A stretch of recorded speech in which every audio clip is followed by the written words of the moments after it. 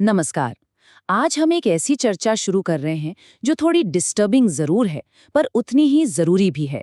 10 मई को दिल्ली के नेहरू प्लेस में जो कुछ हुआ, उसने सिर्फ लॉ एंड ऑर्डर पर ही नहीं, बल्कि हमारी कलेक्टिव सोशल रिस्पॉन्सिबिलिटी पर बहुत बड़े सवाल खड़े कर दिए हैं। तो चलिए सीधे इस मुद्दे की गहराई में चलते हैं और इस पूरे इंसिडेंट को स्टेप बाय स्टेप समझते हैं। जरा इमेजिन कीजिए, एक बिल्कुल शांत संडे की सुबह।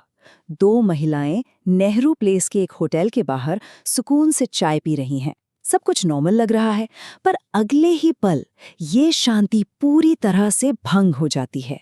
छेड़छाड़, गाली गलौज और हिंसा शुरू हो जाती है। और सबसे चौंकाने वाली बात पता है क्या थी? वहां खड़ी भीड़ सिर्फ तमाशा देखती है। बिना किसी बात के एक आम सी सुबह एक नाइटमेयर में बदल गई। आज हम एग्जैक्टली यही समझेंगे कि वहां आखिर हुआ क्या था। तो शुरुआत करते हैं पहले हिस्से से, जहां एक नॉर्मल चाय पीने का वक्त अचानक वायलेंस में बदल गया। चलिए देखते हैं सुबह सुबह ये सब शुरू कहां से हुआ। अगर हम इस टाइमलाइन पर गौर करें तो चीजें कितनी तेजी से आउट ऑफ कंट्रोल हुई, ये देखकर सच में हैरानी होती है। सुबह करीब 7 बजे दोनों महिलाएं चाय के स्टॉल पर आती हैं। ठीक 5 मिनट बाद, यानी 7:05 पर, दो आदमी वहां आकर अपनी शर्ट उतार देते हैं और कैट कॉलिंग शुरू कर देते हैं। अब देखिए, 7:10 पर महिलाएं इसका विरोध करती हैं और बात ना बढ़े इसलिए वहां से थोड़ा दूर जाकर बैठ जाती हैं। लेकिन फिर आता है 7:15 का वक्त, जब वो आदमी अपने साथ एक पूरी भीड़ लेकर वापस आते हैं और उसके बाद फिजिकल असॉल्ट शुरू हो जाता है। अब इस पूरी घटना में एक बात जो सबसे ज्यादा ध्यान देने वाली है वो ये कि इन दोनों महिलाओं का इरादा किसी तरह के झगड़े में पड़ने का था ही नहीं। उन्होंने अपने बयान में बहुत क्लियर बताया है कि जब उन्होंने पहली बार विरोध किया तो उसके तुरंत बाद वो वहां से उठकर थोड़ा दूर और शांति से बैठ गई। मतलब उन्होंने सिचुएशन को डी एस्केलेट करने की पूरी कोशिश की। पर अफसोस, सामने वालों ने इस शांति को शायद उनकी कमजोरी समझ लिया। और जब वो आदमी अपनी भीड़ लेकर वापस आए तो हालात पूरी तरह से बिगड़ चुके थे। बिना किसी प्रोवोकेशन के उन्होंने नस्लभेदी टिप्पणियां यानी रेसिस्ट स्लर्स देना शुरू कर दिया। भीड़ ने इन दोनों को चारों तरफ से घेर लिया और उन पर एक बांस के डंडे से हमला किया। उनके कपड़े तक फाड़ दिए गए और मॉलेस्टेशन के आरोप भी सामने आए हैं। यहाँ तक कि जब अपने बचाव में, सेल्फ डिफेंस में, एक महिला ने उन्हें पीछे धकेलने की कोशिश की तो उसे एक जोरदार थप्पड़ मारा गया। ये डिटेल सच में डरा देने वाली हैं कि वो हमला आखिर कितना ब्रूटल था। अब आते हैं इस घटना के दूसरे पहलू पर। हिंसा तो अपनी जगह है ही, लेकिन जो चीज समाज के तौर पर हमें सबसे ज्यादा परेशान करती है वो थी वहां खड़ी भीड़ की खामोशी, द बाईस्टैंडर इफेक्ट। जरा इस कॉन्ट्रास्ट को देखिए। एक तरफ वो महिलाएं हैं जो इतने भारी फिजिकल और मेंटल प्रेशर में होने के बावजूद अपना दिमाग चला रही हैं। उन्होंने खुद को बचाने की कोशिश की और एविडेंस के लिए पूरे 2 मिनट का वीडियो भी रिकॉर्ड कर लिया। और ये तब हुआ जब वो फिजियोलॉजिकली बहुत वल्नरेबल थीं। उन्हें पीरियड्स आए हुए थे और इस एक्सट्रीम स्ट्रेस की वजह से उनका ब्लड प्रेशर भी काफी ड्रॉप हो रहा था। वहीं दूसरी तरफ भीड़ का रवैया देखिए। लोग वहां बस खड़े थे, कुछ तो लिटरली हंस रहे थे। मदद के लिए चिल्लाने पर भी किसी ने कुछ नहीं किया। ये एपैथी सच में डीपली डिस्टर्ब कर देती है। पर जैसा कि मैंने कहा, उनकी सूझबूझ ने इस पूरे सिचुएशन का डायनामिक ही बदल दिया।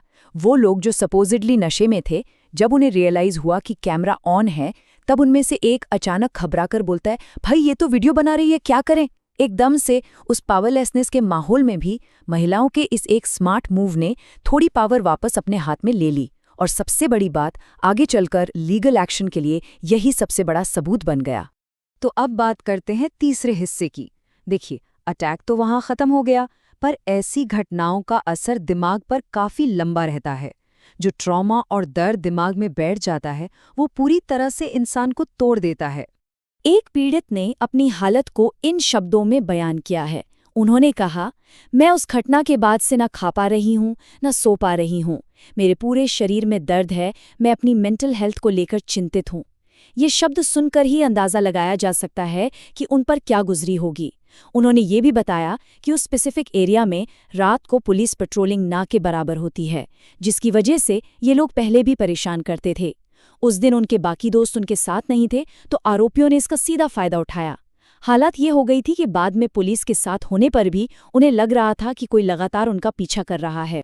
और यहाँ जो सबसे क्रूशल पॉइंट निकल कर आता है वो ये कि असम की इस महिला ने अपने इस पर्सनल ट्रॉमा को एक बहुत ही बड़े सोसाइटल लेवल पर रख कर देखा है। उनका सवाल काफ़ी गहरा और चुभने वाला है। उन्होंने पूछा, मैं बोल्ड हूँ पर मैं सेफ भी फील करना चाहती हूँ। मैं अपनी आवाज़ उठा सकती हूँ, लेकिन ऐसी बहुत सी लड़कियां हैं जो कुछ नहीं बोल पाती। आखिर उनका क्या होगा? यही वो सवाल है जो इस इंसिडेंट को सिर्फ 2 लोगों तक सीमित नहीं रखता, बल्कि इसे हम सबकी सेफ्टी का एक बहुत बड़ा मुद्दा बना देता है। तो आइए अब इस चर्चा के आखिरी हिस्से पर चलते हैं, जहां हम बात करेंगे पुलिस एक्शन और अरेस्ट्स की। इंसिडेंट के बाद दोनों को तुरंत एम्स ले जाया गया मेडिकल चेकअप के लिए, और फिर लीगल प्रोसेस तेजी से शुरू हुआ।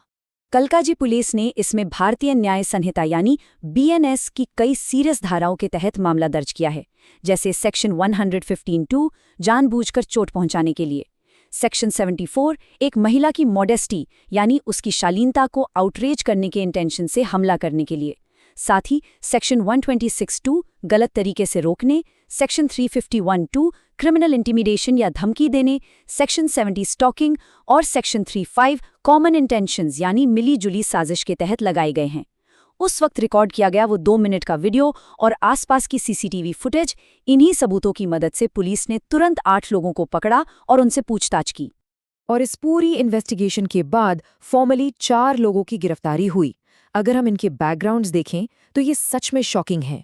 मोहम्मद फाहद, जो एक प्राइवेट इंस्टीट्यूट में कंप्यूटर ऑपरेटर है, मोहम्मद साविज, जो कॉन्ट्रैक्ट वर्कर और एक फॉर्मर क्लब बाउंसर है, नोएडा का मोहम्मद आरिफ, जो मोबाइल स्टोर में काम करता है, और जामिया नगर का रहने वाला 21 साल का अमन।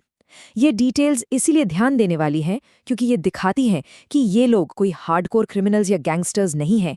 ये बिल्कुल आम पेशे वाले लोग हैं, और ये इस बात को प्रूव करता है कि कैसे आम दिखने वाले लोग भी अचानक ऐसी बिना बात की मॉब वायलेंस का हिस्सा बन जाते हैं। तो इस पूरी चर्चा को रैप अप करते हुए एक ऐसा सवाल वापस लौट कर आता है जिस पर हम सबको प्रैक्टिकली सोचने की जरूरत है। अगर हिम्मत वाली, खुलकर बोलने वाली लड़कियां भी दिन के उजाले में ऐसी दहशत का शिकार हो जाती हैं, तो उन लड़कियों का क्या होता होगा जो कंप्लीटली शांत रहती हैं, जो अपनी आवाज तक नहीं उठा सकती? सोचने वाली बात है ना? कानून ने अपना काम जरूर किया है, अरेस्ट भी हो गए हैं, लेकिन जब दिन दहाड़े एक भीड़ सिर्फ तमाशा देखती रहे और मदद के लिए एक कदम भी आगे ना बढ़ाए, तो ये सिस्टम की नहीं, हमारे समाज की सबसे बड़ी फेलियर होती है। उम्मीद है इस विश्लेषण ने आपको इस इंसिडेंट की सीरियसनेस को बेहतर समझने में मदद की होगी। अगली बार तक के लिए सोचिए इस बारे में और सेफ रहिए।